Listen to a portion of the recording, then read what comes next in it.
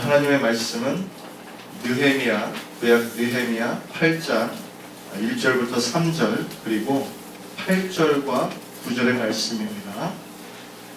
느헤미야 8장 1절부터 3절까지 그리고 8절, 9절 말씀입니다.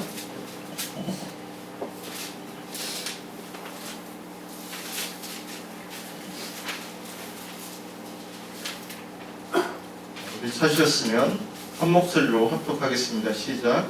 이스라엘 자손이 자기들의 성읍에 거주하였더니 일곱째 달에 이르러 모든 백성이 일제히 수문학 광장에 모여 학사 에스라에게 여호와께서 이스라엘에게 명령하신 모세의 율법책을 가져오기를 청하매 일곱째 달 초하루에 제사장 에스라가 율법책을 가지고 회중 앞 곧 남자와 여자나 알아들 만한 모든 사람 앞에 이르러 수문학 광장에서 새벽부터 저녁까지 남자나 여자나 알아들 만한 모든 사람 앞에서 읽음에 곧 백성이 그 율법책에 귀를 기울였는데 8절입니다.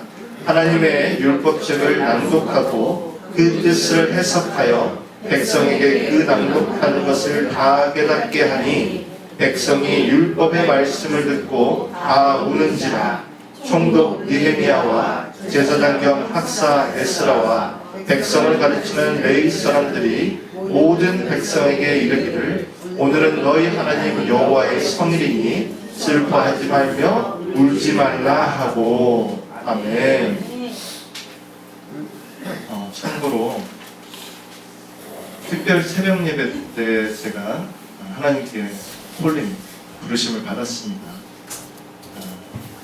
여러분들께서도 이 특별 새벽 예배를 예배 하나 정도로 생각하지 마시고 하나님께서 여러분에게 주실 그 비전과 소망을 응답하는 아주 귀한 시간이 되었으면 합니다. 그런 믿음으로 여러분 하나님의 말씀 그리고 하나님께 예배드리기 원합니다. 오늘 말씀에 들어가기 전에서 우리는 먼저 이 말씀의 시대적 배경을 좀 알아야 할 필요가 있습니다. 오늘 본문은 이스라엘이 바벨론 포로 생활 70년을 마치고 하나님의 은혜로 예루살렘에 귀환한 이후의 그런 이야기입니다. 70년이라는 긴 포로 생활을 끝내고 자신의 삶의 터전으로 돌아온 것으로 인한 설레임과 기쁨은 아주 잠깐이었습니다. 왜냐하면 그들의 삶의 터전이었던 성과 그리고 성전은 이미 무너져버린 상태였기 때문이었습니다. 예루살렘으로 돌아온 그들은 그 무너진 성과 성전을 바라보면서 절망할 수밖에 없었습니다. 그들은 여전히 연약했고요. 여전히 힘이 없었습니다. 그때 하나님께서 느헤미야를 세워서 성벽을 재건하도록 하셨습니다. 그리고 성벽 공사가 마무리된 후에 에스라를 통해서 하나님의 말씀을 다시 회복시키는 일을 하나님께서 시작하셨습니다. 그래서 오늘 말씀 이 느헤미야 8장을 보면 초막절 직전에 남녀노소 할 것 없이 모든 백성이 한자리에 모여서 에스라로부터 하나님의 율법을 듣고 배우는 그 장면을 우리에게 보여주고 있습니다. 이 모습 자체만 보면 어찌 보면 이스라엘 매일 하나님께 말씀을 낭독하고 예배를 드리는 기도하는 그 행위와 결코 다르지 않은 낯설지 않은 그런 장면이에요. 과거에도 말씀을 듣고 듣는 자리는 그들에게 어쩌면 일상에 가까웠습니다. 그러나 오늘 장면은요 그 어느 때보다도 아주 특별함이 있다는 거죠. 왜냐하면 이들은 지금 외적으로는 나라를 잃었었습니다. 그리고 오랜 포로 생활 끝에 이제 하나님의 은혜로 복귀를 했습니다. 그리고 내적으로는 그 신앙과 정체성이 완전히 무너져 있는 그런 상태였다는 거죠. 성벽은 이제 막 재건되었지만 정작 그들의 마음과 영혼은 재건되지 않았던 그런 상태였습니다. 그런 그들이 다시 한자리에 모여서 말씀 앞에 서 있는 그 순간이었어요. 이 순간에 단순하게 말씀을 낭독하는 그런 시간이 아니죠. 무너졌던 공동체가 하나님의 말씀 위에 다시 세워지는 아주 은혜로운 시간이었습니다. 바로 이 역사적인 장면이 오늘 우리가 함께 묵상하고 있는 그리고 나누고 있는 이 말씀의 배경입니다. 남유다 이스라엘이 바벨론 포로에서 귀환했지만 그들은 여전히 나라를 뺏긴 상태였고요. 바사, 페르시아의 제국 그 통치 아래 있는 속주였습니다. 정치적으로 자유롭지 않았고요. 백성들의 삶은 매우 불안했습니다. 그러나 하나님은 그 불안한 상태에서 회복의 역사를 시작하셨어요. 여기서 우리는 궁금해지는 것이 하나가 있습니다. 질문을 하나 하게 되죠. 하나님은 은혜로 바벨론 포로로 끌려갔던 그 남유다 이스라엘을 회복시키셨습니다. 그런데 죄로 인해 징계를 받은 그 이스라엘을 왜 회복시킨다면 즉시 회복시키지 않았는가? 왜 모든 것을 한 번에 뒤집어주지 않았는가? 왜 그들은 여전히 약하고 불안정한 가운데서 회복을 하나님께서는 마치 단계적으로 이루어 가셨을까라는 질문 하나가 이 말씀을 통해서 우리는 생겨야 됩니다. 우리의 인간적인 생각으로는 하나님께 이렇게 묻고 싶습니다. 하나님, 이왕 회복시켜 주실 것이라면 이 상황을 진짜 기적처럼 하나님의 능력으로 단번에 뒤집어 주면 되지 않습니까? 단번에 강한 나라로 완전한 회복을 인도할 수 있지 않습니까? 맞습니다, 여러분. 하나님은 능히 그렇게 하실 수 있는 분이세요. 한순간에 역전시키고 즉각적으로 모든 것을 다 원상복귀시키고 되돌릴 수 있는 그런 능력이 있으신 분이십니다. 그런데 하나님께서 사람을 회복할 때는 하나님은 언제나 부족한 가운데서 그리고 불완전한 상태에서 하나님이 정하신 순서에 따라서 일하신다는 거예요. 그 이유는 분명합니다. 어제 우리가 함께 나눴던 에스겔 말씀에서도 보았듯이 하나님은 우리의 어떤 상황과 여건을 바꾸는 것보다 무엇이 더 중요하다고 말씀하십니까? 우리의 이 마음이 변하는 것을 하나님께서는 더 중요하게 여기신다는 거죠. 특별 세례 예배 첫날 신명기에서 나는 그 우리 광야의 이야기와 어제 에스겔 말씀에서 공통적으로 드러났던 인간의 모습은 무엇입니까? 이 사람의 죄된 마음은 쉽게 변하지 않는다라는 사실이에요. 환경이 바뀐다고 해서 또 어떤 형편이 바뀐다고 해서 우리의 마음의 이 중심이 저절로 하나님께로 옮겨지지 않습니다. 광야를 지나며 내 자아가 깨지고 나의 이 오래된 고집이 부서지고 내 방식이 더 이상 통하지 않게 될 때야 비로소 우리는 하나님만을 바라볼 수 있다는 거죠. 만약 남유다 이 이스라엘의 회복이 즉각적으로 그리고 우리가 원하는 대로 진짜 단시간에 회복이 이루어졌다면 여러분 어땠을까요? 그들은 또다시 자기의 힘과 능력과 지혜를 의지했을 겁니다. 하나님이 아닌 다른 것들을 또 붙잡고 기웃거렸을 거예요. 여러분, 우리는 한 가지 착각하고 있는 것이 있습니다. 그리고 우리는 이것에 대해서 솔직히 인정을 하셔야 됩니다. 우리는 자신을 향해서 스스로 생각하는 것처럼 썩 괜찮은 사람이라고 생각을 해요. 우리는 생각보다 훨씬 연약하고요. 쉽게 흔들리는 존재입니다. 하나님께서 즉각적인 회복을 주셨다면 회개는 아마 잠깐뿐인 감정에 지나지 않았을 겁니다. 하나님을 향한 그 감사 역시 오래가지 못했을 거예요. 그래서 성경이 말하는 회복은요, 단순히 죄를 용서받는 그런 순간, 사건이 아닙니다. 회복은 우리가 새 마음으로 살아가도록 우리를 다시 빚어가는 그런 과정이에요. 회복을 줬다고 해서 우리가 완전히 180도 달라지는 것이 아니라 우리가 하나님의 쓸만한 그릇으로 빚어가는 그 과정이 바로 회복이다라는 말입니다. 하나님은 우리의 어떤 상황만을 고치시는 분이 아니라 이 사람의 마음을 새롭게 하셔서 그 인생 전체를 다시 세우시는 분이십니다. 그래서 회복 자체가 또 하나의 광야일 뿐이에요.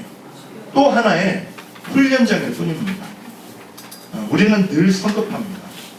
당장 눈에 보이는 변화와 결과를 원합니다. 예수를 믿으면 내 인생이 곧바로 달라질 것이라고 기대를 해요. 그러나 우리의 성급함과는 달리 하나님은 언제나 하나님이 계획하신 시간과 일정에 따라서 일하십니다. 하나님은 인생을 기적과 같이 바꾸시는 분이 아니라 기적적으로 우리의 마음을 바꾸심으로 우리의 인생 전체를 바꾸시는 분이세요. 그래서 하나님은 상황을 고쳐주는 것보다 사람의 마음을 새롭게 하는 것을 언제나 더 중요하게 여기십니다. 이런 이유로 바벨론의 그 포로의 귀환은요, 단번에 이루어지지 않았어요. 하나님은 세 차례에 걸쳐서 아주 분명한 목적과 순서를 가지고 이스라엘을 회복시키셨습니다. 이것은 우연이 아닙니다. 무너진 백성을 다시 하나님의 백성으로 세우기 위한 하나님의 치밀하고도 아주 사랑 어린 계획이었어요.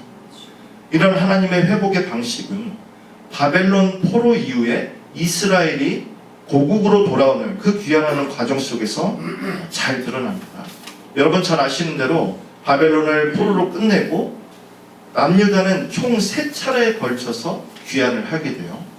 첫 번째 귀환은 스룹바벨과 대제사장 여호수아를 통해서 이루어졌습니다. 그들이 가장 먼저 했던 일은 바로 무너진 성전을 재건하는 일이었습니다. 그러나 성전 재건은 단순히 무너져버린 그 낡은 건물을 다시 세우는 공사가 아니었어요. 성전을 보수하고 재건한다는 것은 곧 무슨 의미입니까? 예배의 회복을 의미합니다. 성경을 보면 하나님께서 회복의 역사를 시작하실 때마다 그 출발점이 있는데 그것이 바로 예배입니다. 아브라함은 약속이 아직 이루어지지 않은 그 땅에서 아무것도 보장되지 않는 상황 속에서 먼저 하나님께 제단을 쌓고 예배를 드렸습니다.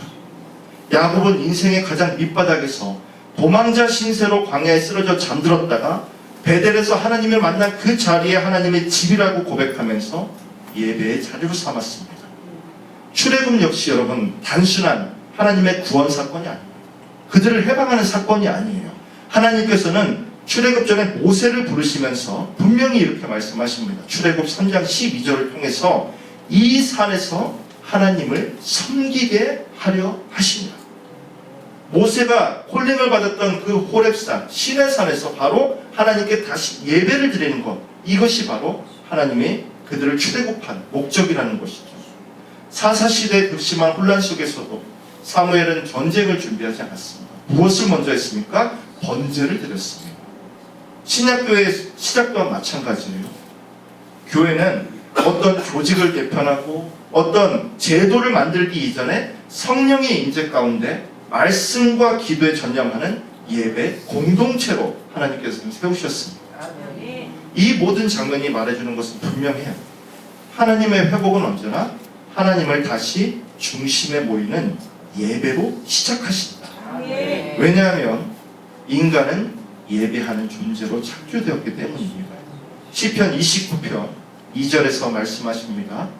여호와께서 그의 이름에 합당한 영광을 돌리며 거룩한 옷을 입고 여호와께 예배할지어다. 하나님은 우리를 예배자로 부르셨기에 이스라엘의 회복 첫 번째 그 귀환의 목적은 바로 예배였습니다. 바벨론에서 두 번째 귀환은 에스라를 통해서 이루어졌어요. 두 번째 귀환에서 행한 일은 바로 오늘 말씀의 핵심이 됩니다. 에스라는 제사장이자 서기관이었고요. 여호와의 율법에 익숙한 학사였습니다.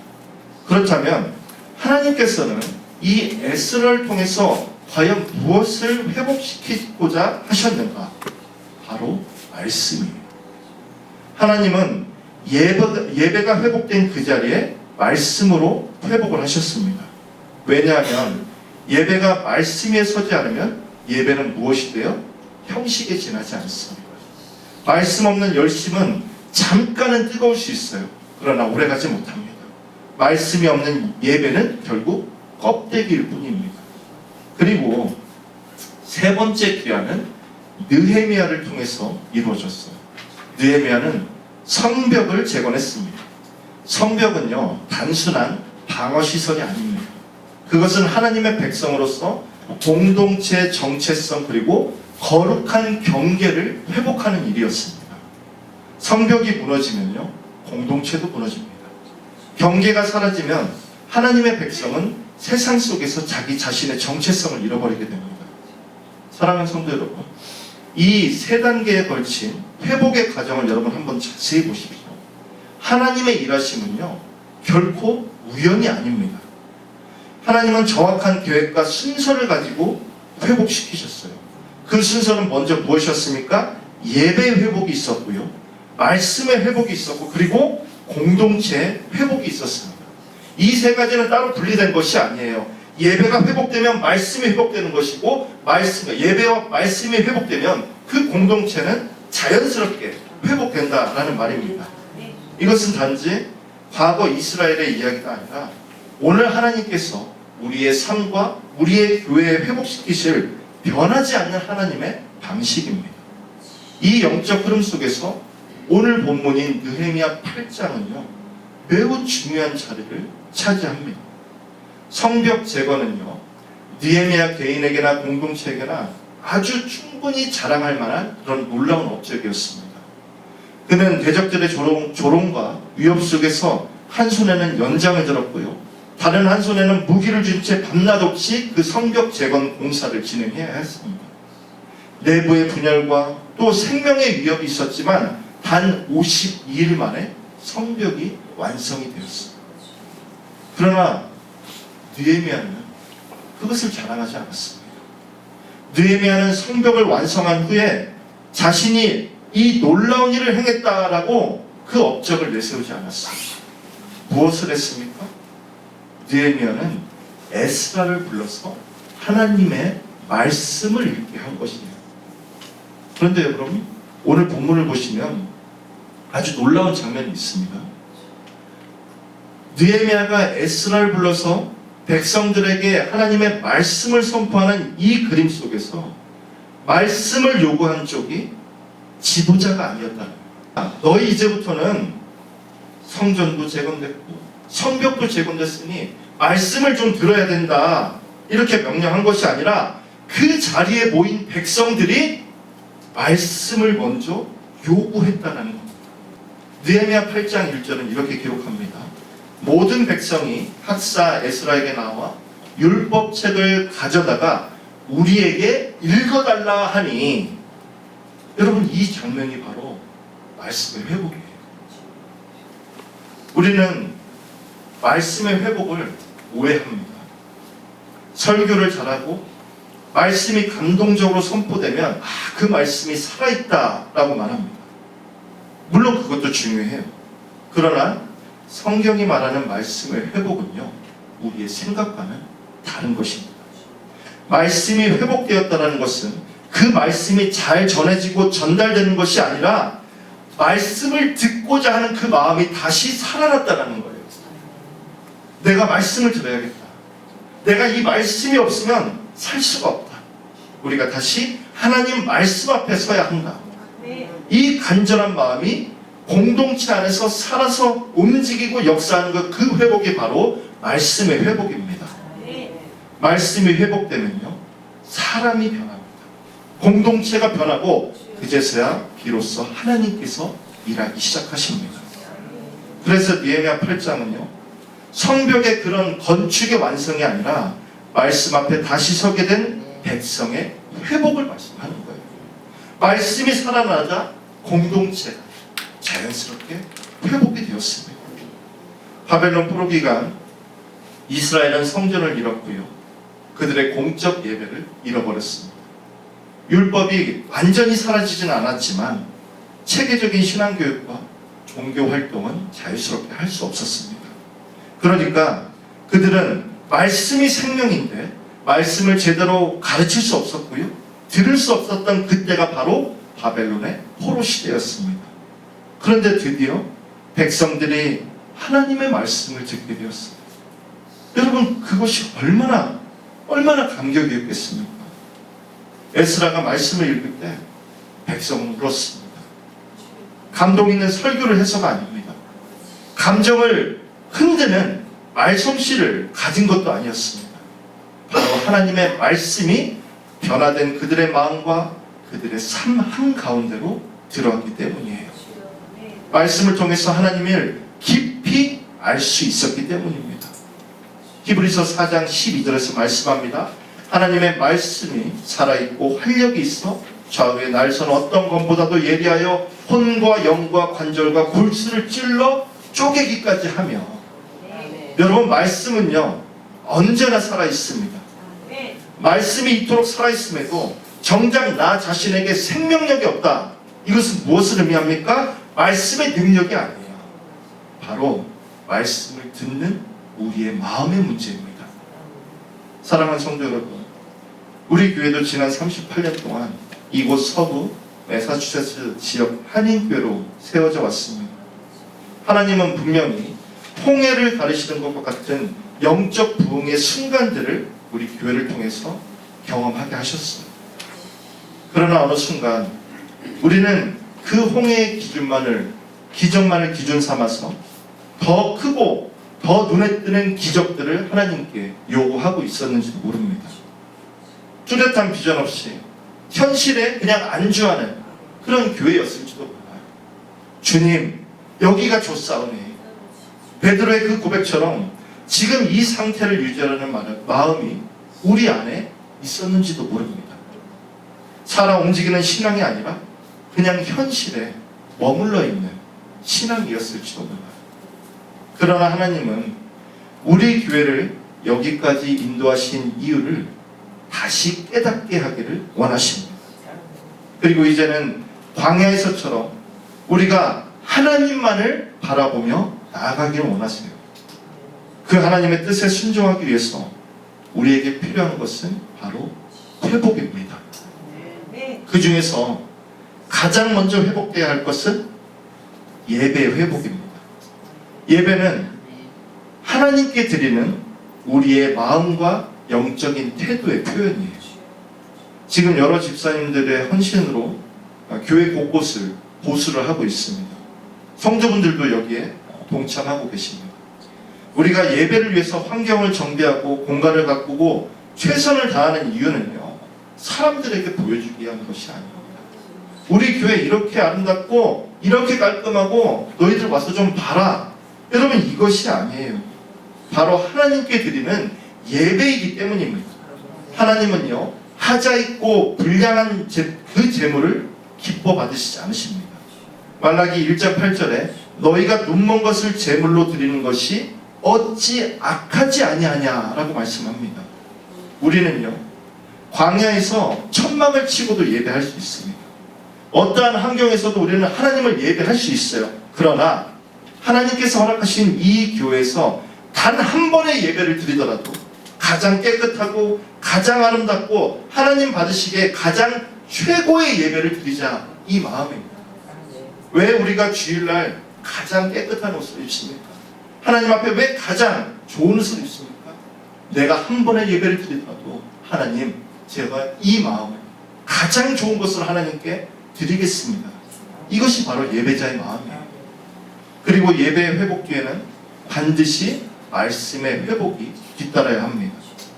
느헤미야 8장에서 말씀을 강요했던 사람은 단 한 명도 없었어요.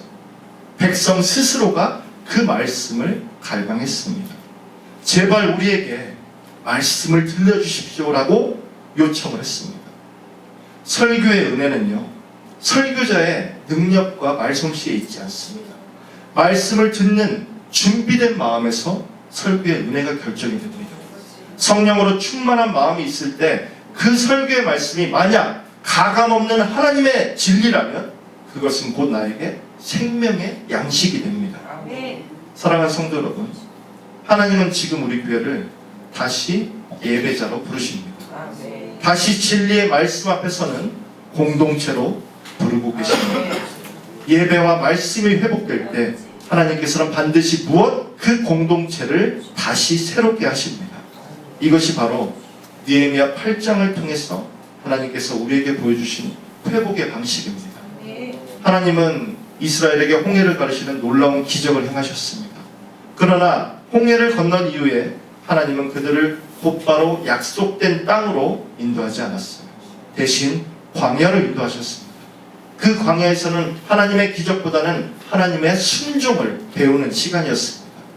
광야는 하나님만을 의지하는 법을 배우는 자리였고요.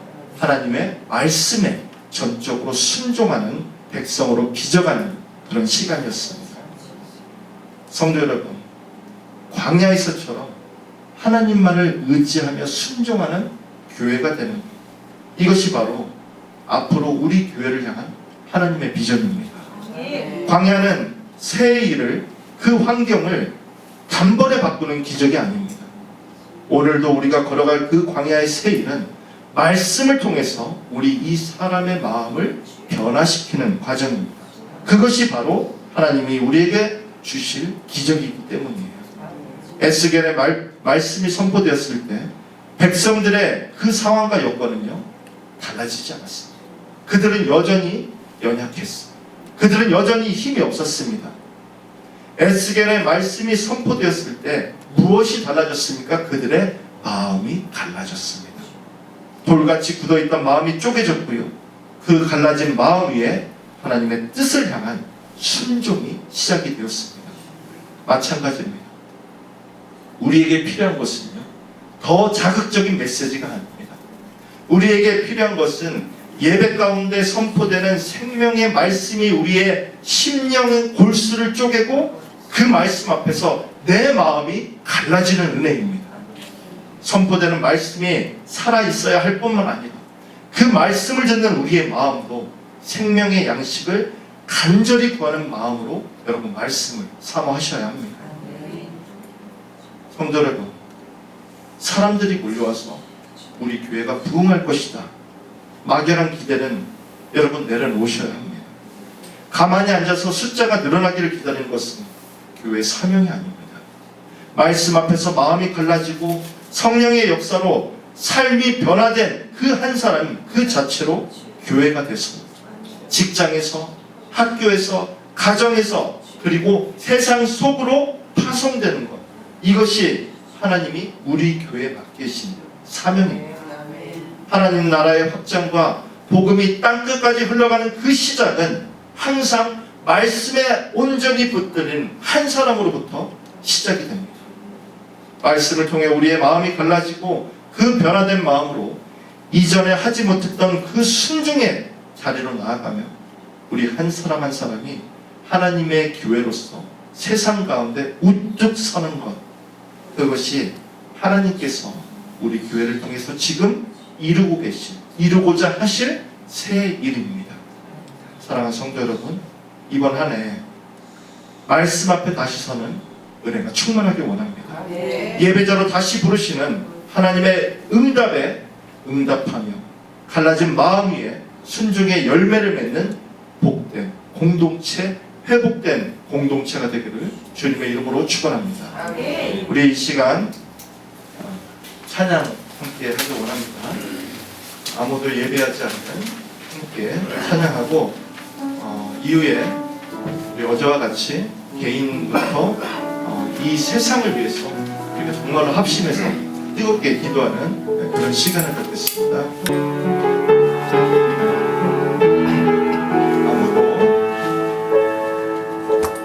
아무도 예배하지 않는 그곳에서 주를 예배하리라. 아무도 찬양하지 않는 그곳에서 나 주를 찬양하리라. 누구도 헌신하지 않는 그곳에서 주께 헌신하리라. 누구도 증거하지 않는 그곳에서 나 주를 증거하리라. 내가 받는 모든 다 주를 예배하게 하소서. 주의 보혈로 덮어지게 하소서.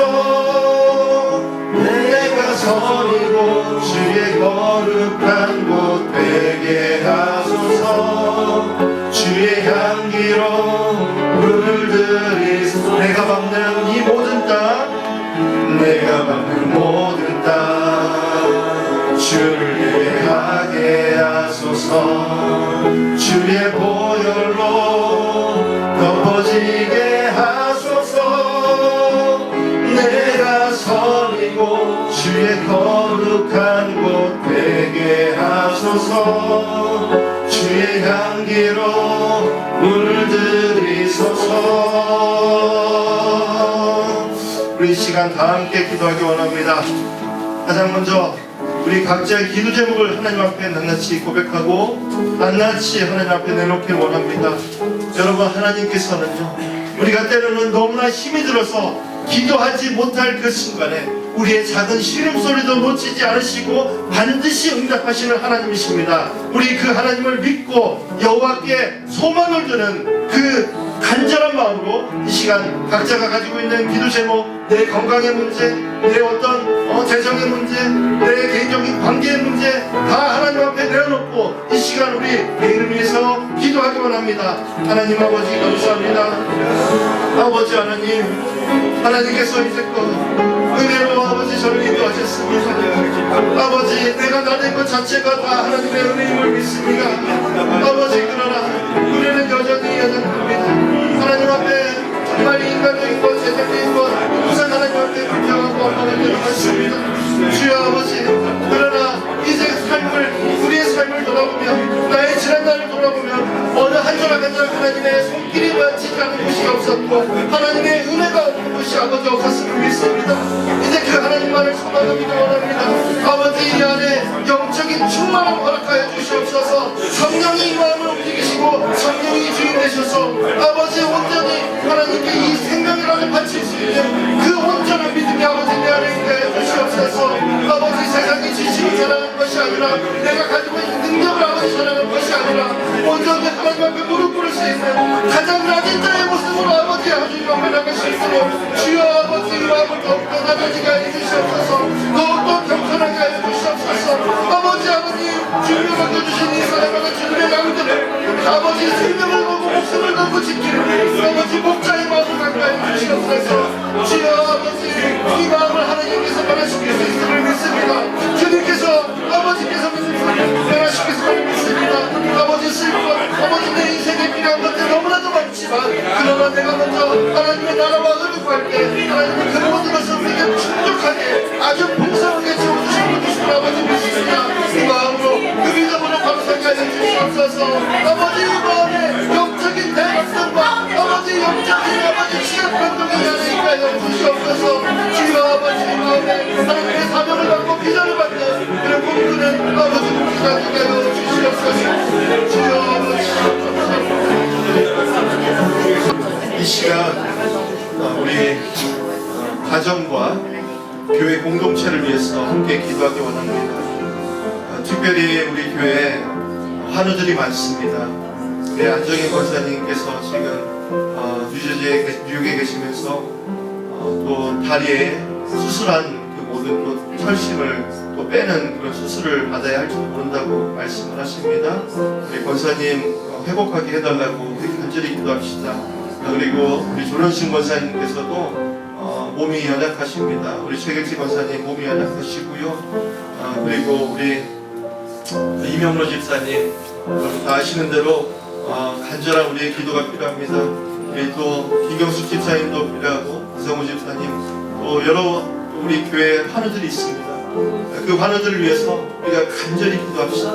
우리가 기도할 때 하나님께서 반드시 치유하시고 하나님께서 우리의 기도대로 그들 가운데 그 아프고 유약하고 연약한 부분을 고치셔서 하나님의 영광을 드러내는 놀라운 일을 아버지께 행할 것을 우리가 믿음으로 이 시간 다 함께 합심해서 고백합시다. 아버지 하나님 감사합니다. 주님 아버지 하나님 우리 교회를 주님께서 세우시고 우리 교회 공동체를 사랑으로 아버지 이끄셨습니다. 주여 아버지, 그러나 연약한 성도들 너무나도 많습니다. 육신의 병으로 아버지 고통받고 아버지 하나님을 간절히 부르는 주님의 자녀들이 있습니다. 주여 아버지 그들을 치유하여 주시옵소서. 여호와 아빠 하나님께서 아버지 죽은 자를 살리시는 하나님께서 우리가 믿음으로 아버지 그들을 구하고 하나님이 친히 안수하실 때 아버지 우리가 고치지 못하지만 우리의 능력을 하고서 하나님께서 반드시 치유하시고 고치는 역사가 아버지 그들 가운데 있기를 원합니다. 주여 아버지 한 사람 한 사람 이름 보서 주님께서 아버지 그들을 치유하여 주시옵소서. 아버지 우리 교회 공동체가 아프지 않고 하나님 건강한 모습으로 회복될 수 있도록 주 아버지 축복해 주시옵소서. 고쳐주시옵소서. 아버지 지금은 비록 연약하지만 하나님의 은혜로 고침받아서 춤추고 뛰며 하나님을 예배하는 귀한 우리가 그 가운데 있게 해주시옵소서. 아버지 하나님 간절히 원합니다. 치유하여 주시옵소서. 아버지 고쳐주시옵소서. 아버지 회복시켜 주시옵소서. 아버지 그 안에 있는 아픈 병들과 아버지 육신의 연약함을 끄는 사탄밖에 예수 그리스도의 이름으로 떠나갈지어다. 아버지 주님께서 고쳐주시옵소서. 회복시켜 주시옵소서. 비록 우리는 기도밖에 할 것이 없습니다. 그러나 하나님께서 우리가 기도하기 원하십니다. 그들을 위해서 우리가 간절히 기도하기 원합니다. 우리가 치유할 수 있는 것이 아니라 어떤 의사의 의학을 이기는 것이 아니라 아버지 우리가 기도할 때 하나님께서 그들을 반드시 치유하실 줄 믿습니다. 주여 아버지 하나님 아버지 우리의 공동체를 더욱더 건강한 공동체로 회복시켜 주시옵소서. 주여 아버지 이름으로 아버지 말씀이 살아서 아버지 건강한 교회 공동체가 이루어지도록 주여 아버지 주옵소서. 지금까지 다니시는 아버지 믿음을 가지고 아버지가 그 구원의 소망을 가지고 치유의 소망을 가지고 하나님 앞에 담대히 나갈 수 있도록 주여 아버지 잡아주시옵소서. 고쳐주시옵소서. 우리 나아갈 성도들 연약한 성도들 아버지께서 치유하여 주시옵소서. 주님 아버지 주여 아버지 주시옵소서. 아버지 우리 이 시간 이 땅을 위해서 다 함께 합심해서 기도합시다. 여러분 우리가 눈에 반겨지는 이 모든 도로와 나무와 풀들 이 모든 환경이 하나님의 영적으로 충만했던 그 시절 믿음의 선진들이 봤던 땅이고 봤던 나무고 봤던 하늘이고 봤던 환경입니다. 그러나 이곳이 여러분 어떻습니까? 이제 강단에서 동성애를 죄라고 말하지 못합니다. 많은 것이 무너졌습니다. 세상 교회는 세상과 타협하고 비즈니스의 현장이 되었습니다. 주님께서 성전을 엎으시면서 내 아버지의 집을 장사하는 곳으로 만들지 마라 라고 말씀하셨지만 우리 교회의 현실, 우리 주변의 현실은 장사하는 곳이 되었습니다. 이 땅에서 다시 한번 부흥의 역사가 일어날 수 있도록 우리 다 함께 기도합시다. 우리 교회가 부흥이 아니라 우리 지역에 있는 모든 교회가 다 하나님 앞에 회개하고 하나님 앞에 영적인 부흥을 경험하게 해달라고 이 땅을 고쳐주고 회복시켜달라고 우리 이 시간 다 함께 뜨겁게 합심해서 기도하기 원합니다. 하나님 아버지 하나님 주님께서는 장교들에게 시련을 통해서 이 미국 땅에서 오셨습니다. 아버지 목숨을 걸고 그 바다를 건너서 아버지 이곳 매사추세츠 지역에 하나님의 나라 하나님께서 온전히 통치하시는 그런 나라를 구하셨습니다. 우리 아버지 이곳에서 많은 영적 대각성이 있었고 주여 아버지 이곳을 통해서 전세계 모흥의 물길이 아버지 복음을 확장되는 놀라운 역사가 이 땅에 있었습니다. 그러나 아버지 지금 우리 현실은 어떻습니까? 아버지 죄를 더 이상 죄라고 말씀하지 못하는 그런 수학들과 시절에 아버지 우리가 살고 있습니다. 주여 아버지 진리를 선포하지 못하는 그런 안타까운 아버지 그런 시절에 있습니다. 그것이 누구의 잘못입니까? 아버지 이 안에 있는 아버지 연약함으로 사탄의 한색이 되는 우리의 아버지 마음의 잘못이 아버지 우리가 받았습니다. 주여 아버지 원하는 이 땅에 하나님의 손길이 임하셔서 성령의 강력한 임하셔서 아버지 공의의 불길이 떠오를 수 있도록 주여 아버지 축하해 주시옵소서. 모든 교회 잠깐만 타협하고 아버지의 죄악을 아버지 강단에서 소통했던 교회들이 주님 앞에 다 회개하고 아버지 앞에 나와서 주여 아버지 하나님만을 축복하고 하나님의 진리를 강하고 선포하는 그런 교회가 되게 하여 주시옵소서. 주여 아버지 목회자들은 두렵고 떨리는 마음으로 강단에 서게 하시고 하나님 아버지의 말씀을 강함없이 진리를 선포하는 그런 교회가 되게 하여 주시옵소서. 아버지 하나님 신규자들의 아버지 그 값으로 세운 이 땅입니다. 아버지 지금 이렇게 우리가 영적으로 행복해지고 나아지는 것을 그냥 바라만 보고 주시옵소서. 주여 아버지 오늘 성령의 탄식의 귀 기울이는 그런 교회가 되어야 합니다. 주여 아버지 우리 교회를 마음과 사용하여 주셔서 우리 교회를 통해서 웃겨서서 그 어떤 사업 가운데서 타협하지 않고 아버지의 이 땅을 고치는 그 선두로서 전초기지로서 아버지 우리 교회가 마음과 수 있도록 주여 아버지 축복하여 주시옵소서. 주여 아버지 이 땅을 구해주시옵소서. 주여 아버지가 이 땅을 기도 회복시켜 주시옵소서. 주여 아버지 우리가 있는 것 기도밖에 없습니다. 우리는 능력이 없습니다. 우리 교회는 힘이 없습니다. 그러나 아버지 이 시간 깨어서 하나님 앞에 기도합니다. 깨어서 하나님 앞에 모든 것을 다하고 하나님께 전적으로 우리 능력을 맡기오니 주여 이제 주님께서 일하시는 시간입니다. 우리가 간절히 기도할 때 하나님께서는 이 지역을 반드시 회복시키실 것을 믿습니다. 이 지역에 전 세계의 아버지께서 허락하신 것을 믿습니다. 주여 아버지 아버지 하나님 회복시켜 주시옵소서. 이 땅을 고쳐주시옵소서. 이 땅을 회복시켜 주시옵소서. 이 땅에 하나님의 나라 진리가 선포되는 나라가 되게 하여 주시옵소서. 아버지 악한 것들 사탄의 아버지 계략들 다 물러가게 하시고 오직 예수 그리스도의 그 말씀이 선포되는 진리로 가로선 대사스단스 지역이 되고 이 지역을 통해서 미국 50개 주가 전부 다 문제물들이 확장되고 주여 아버지 저 전 세계에 뻗어나가는 우리의 역사, 복음의 역사, 성령의 강력한 역사가 아버지 인가요 주시옵소서. 주님 아버지 우리 전도의 지경이 넓어지게 하여 주시옵소서. 아버지 전도의 지경이 넓어지게 하여 주시옵소서. 아버지 우리의 인생의 지경이 아니라 우리가 하나님의 말씀을 간절히 기도하고 한 영혼을 구원하고 가는 그 마음의 지경이 아버지 넓어지게 하여 주시옵소서. 아버지 하나님 아버지 하나님 주님 아버지 하나님 주님 아버지 하나님 주님께 구합니다. 아버지 하나님 주님께 간절히 구합니다. 아버지 하나님 주님께 간절히 구합니다.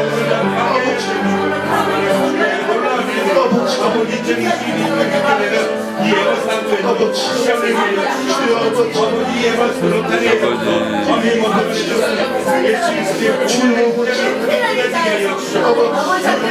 하늘을 열게 해주시옵소서. 이 시간 마지막으로 이 세상을 위해서 함께 기도합시다. 이 땅에 하나님께서 온전히 왕으로 통치하시는 하나님의 나라가 임하도록 우리 함께 기도합시다. 우리는 성령의 탄식에 귀 기울여야 합니다. 그 탄식이 우리의 소명이 되고 우리가 이 생명 정말 죽으면 죽으리라는 그 마음으로 그 믿음으로 이 세상을 위해서 우리 함께 기도하는 그런 교회가 되어야 합니다. 우리 이 시간 세상을 위해서 함께 기도합시다. 전 세계 2%의 인구만이 따뜻한 물을 마음껏 쓸 수 있고 내가 먹고 싶을 때마다 마음껏 먹을 수 있는 그런 혜택을 누리고 있습니다. 여러분 우리는 그 혜택을 누리고 있는 자들입니다. 전 세계 98%는 기근으로 죽어가고 전쟁으로 죽어가고 지금 이 순간에도 생존을 위해서 그들이 헛된 것을 바라보며 절하고 기도하는 간절함 가운데 있습니다. 우리의 손길이 필요합니다. 그 세계를 회복시켜주고 하나님의 온전한 통치가 이루어지는 그 나라가 임하도록 우리 이 시간 세상을 위해서 함께 기도하기 원합니다. 주여 아버지 하나님 주께서 이 땅을 주셨습니다. 아버지 이 땅에 하나님이 왕으로 생기셨습니다. 아버지 그러나 많은 권력자들이 아버지 그 하나님의 왕 되심을 인정하지 않고 내가 스스로 왕이 되어서 마치 사울처럼 아버지 내 마음대로 세상을 이끌어 나가고 아버지 세상을 변화시키고 있습니다. 주여 아버지 이 땅에 하나님이 온전한 통치하시는 그 나라가 임하길 바랍니다. 주여 아버지 죽어가는 영혼들이 살아나길 원합니다. 아버지 하나님 배고픔으로 아버지 오늘 내가 어떻게 살아갈 것인가 고민하고 있는 그 불쌍한 영혼들을 위해서 아버지 우리가 기도하고 속죄하는 기회가 있다해 주시옵소서. 주여 아버지 우리를 들어주셔서 아버지 이 땅에 회복을 이루게 하여 주시옵소서. 주여 아버지 우리가 영혼들을 볼 때마다 긍휼한 마음으로 바라보게 하시고 간절한 마음으로 바라보게 하시고 아버지 정말 그들을 위해서 우리가 뜨겁게 기도하는 그들에게 하여 주시옵소서.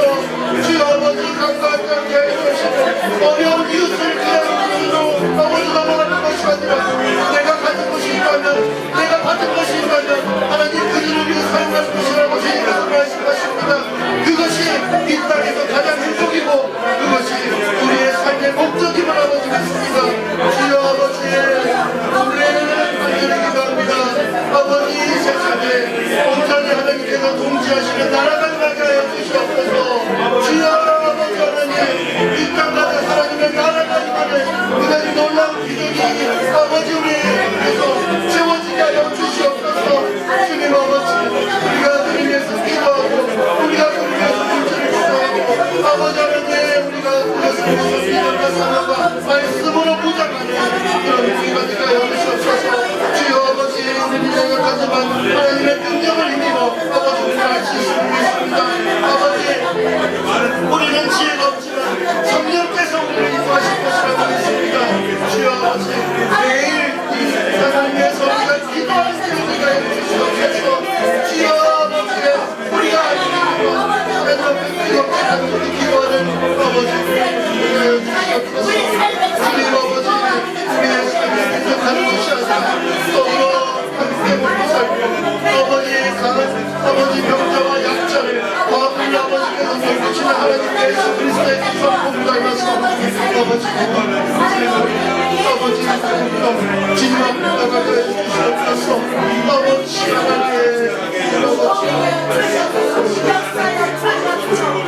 하나님 아버지 감사합니다. 오늘 말씀을 통해서 다시 우리의 메마른 심령을 깨닫게 하시니 감사합니다. 주님은 형식으로 드려지는 예배가 아니라 우리의 마음의 중심이 어디를 향하고 있는지를 보시는 분이심을 고백합니다. 단 한 번의 예배를 드리더라도 모든 만물이 무릎 꿇고 보좌에 앉으신 어린 양 앞에 경배하는 그 영광스러운 예배를 주님은 기뻐 받으시기 원하심을 믿습니다. 주님, 우리 교회 가운데 예배가 다시 살아나게 하여 주시옵소서. 말씀이 다시 회복되게 하여 주시옵소서. 말씀으로 채워지기를 갈망하는 마음이 우리의 심령 깊은 곳에서 다시 살아나게 하여 주시옵소서. 말씀 앞에서 깨어지고 말씀을 통해 주님이 맡기신 사명이 우리 안에 심겨져 순종의 열매로 맺히게 하여 주시옵소서. 주님, 우리 교회가 예배하고 말씀 위에 다시 세워지게 하여 주시옵소서. 주께서 우리가 드리는 예배를 기쁘게 흥량하여 주시고 살아있는 말씀이 성령의 능력으로 선포되어 강한 성령의 역사가 우리 교회와 이 땅 가운데 임하게 하여 주시옵소서. 우리 교회에 많은 환우들이 있습니다. 주님께서 죽은 자도 살리시는 그 능력이오니 아버지 우리가 간절히 기도할 때 그들은 하나님 앞에 치유받을 줄 믿습니다. 아버지 이 지역에 많은 교회들 세상과 타협하고 진리를 선포하지 않는 그 교회들 하나님 앞에 무릎 꿇고 회개하게 해 주옵시고 다시 하나님의 귀한 선한 도구가 되게 하여 주시옵소서. 사탄 마귀의 영이 들끓는 이 세상 가운데 주님이 이 땅에 세우신 최후의 보루로서의 교회로서 아버지 모든 교회가 살아나게 하여 주시옵소서. 이 땅에 죽어가는 영혼들을 위해서 아버지 우리가 간식하고 기도하게 해 주옵시고 아버지 우리가 받은 물질이 있다면 우리가 받은 건강이 있다면 우리가 받은 능력이 있다면 그들을 위해서 마음껏 사용하는 그런 능력과 은혜가 우리 교회 가운데 임하게 하여 주시옵소서. 모든 말씀 예수님의 이름으로 기도하옵나이다. 아멘. 지금은 길이요 진리요 생명 되신 예수 그리스도의 은혜와 독생자의 생명까지 우리를 대신하여 드리신 우리를 구원하신 하나님 아버지의 무한하신 사랑하심과 성령님의 감화 감동 교통하심이 우리 나사렛 교회 에머슨 나사렛 교회 성도들과 가정 위에 지금부터 영원토록 함께 있을지어다. 아멘.